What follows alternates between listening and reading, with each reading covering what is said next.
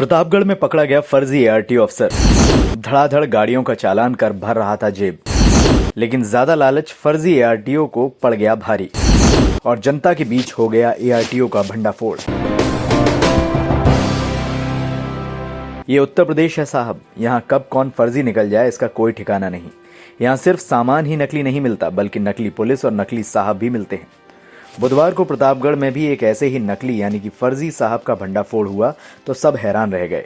साहब भी कोई मामूली विभाग के साहब नहीं थे बल्कि एआरटीओ बन बैठे थे। एआरटीओ बन वो धड़ाधड़ चालान करता रहा और खूब माल जेब में भरता रहा। जब भी कोई ये पूछने की हिम्मत करता कि साहब आप कौन हैं, तो वो एआरटीओ चित्रकूट का परिचय पत्र दिखाकर बोलती बंद कर देता। बुधवार को भी वो मेडिकल कॉलेज कैंपस में चालान करने में जुटा था। तभी किसी की शिकायत पर पुलिस वहां पहुंची और एआरटीओ साहब से पूछताछ करने लगी, जिसके बाद एआरटीओ साहब का भंडाफोड़ हो गया। पुलिस ने फर्जी एआरटीओ के पकड़ने के बाद पूछताछ की तो पता चला कि उसका नाम राकेश धूरिया है। वो पहले चित्रकूट एआरटीओ दफ्तर में बाबू था और मौजूदा समय में कृषि विभाग में बाबू के पद पर तैनात है। अस्पताल के अंदर तंग गलियां हैं जहां पर एक कर्मी द्वारा अपनी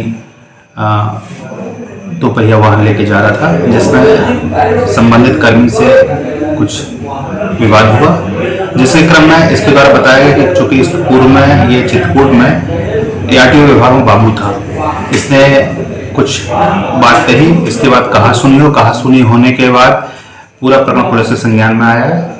उसने पुलिस में प्राथमिक पत्र भी दिया है।